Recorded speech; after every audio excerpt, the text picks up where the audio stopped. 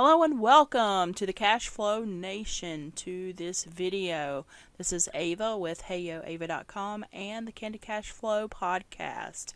In this video, I'm going to show you how I find keywords in YouTube using TubeBuddy. So TubeBuddy is just a little application, and you can start with a free account. You just sign up with your Google account and you can utilize all their great services. Their plans are, look, I don't even know, like, okay, so $9 a month, but they'll half this if you have less than 1,000 subscribers. So currently I pay $4.50 a month for the service, and it's just basically a Chrome extension. It just sits right on top of your YouTube account. You can see it right here.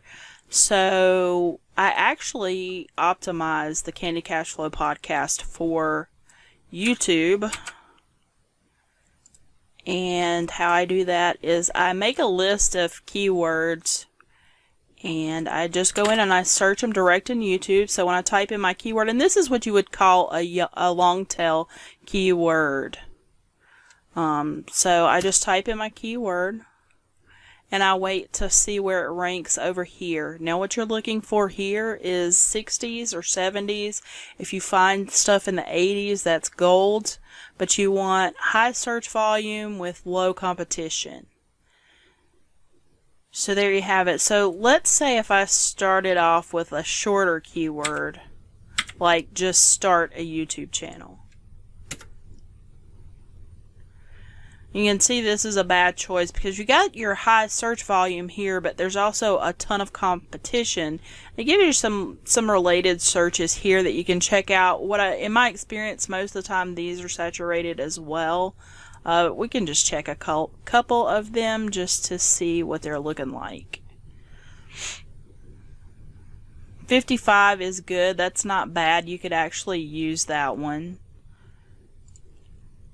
But anyway, I get a lot of ideas from like the videos that show up here too. But I end up making a list just as I go along, and I'm aiming for 60s and 70s. You can see I have a few in the 50s thrown in here because they're not that terrible. But that's basically how I do it. So let's start with a fresh example where I don't already have some keywords set to the side, and I'm by no means an expert when it comes to using TubeBuddy. This is just really the tip of the iceberg when it comes to this tool. So let's say we want to create a YouTube video about, goodness, I'm trying to think of something right off the top of the head. We want to create a YouTube video about knitting.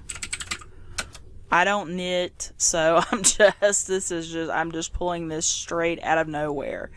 So knitting would be the base keyword. Most of the time you're not going to be able to rank for that with a video because it's just too much competition. As you can see, it's a very bad keyword because it has the search volume, but it's got crazy competition. So let's check a couple of these suggestions they give us here.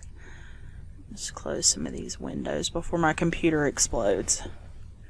Alright, so they're probably going to be poor as well, but as you can see, they keep giving you longer ones. So let's try knitting for beginners who are left-handed.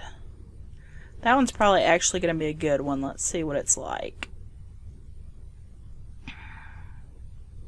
51, so that one's considered good, not too terrible, right? And you're still getting even more here. Left-handed continental knitting for beginners. I have no idea what that means. But a lot of times I'll find stuff here that I'll throw into, like this sometimes when you just throw an extra word in, like absolute beginner, you can get stuff. So let's try that. Absolute, spell it right, Ava.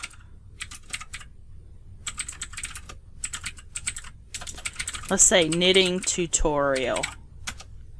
Absolute beginner knitting tutorial. 52, so it's not bad. It's still not up in that 60 to 70 range, but if you play around with it, you can definitely get it there. So that's how I find keywords using TubeBuddy. And you can check other things even deeper, like how much search volume and things like that the keywords are getting. Like, see, this one doesn't get any searches, so that's probably not, even though TubeBuddy's telling me it's a decent keyword, it's probably not the best choice.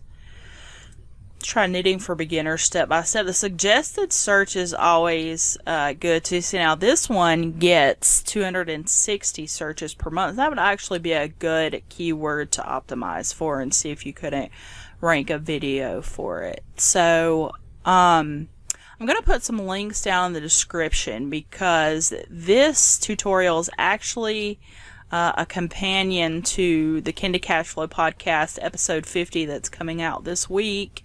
That's all about starting a YouTube channel. So I'm going to put a link to that in the description. Be sure to check that out.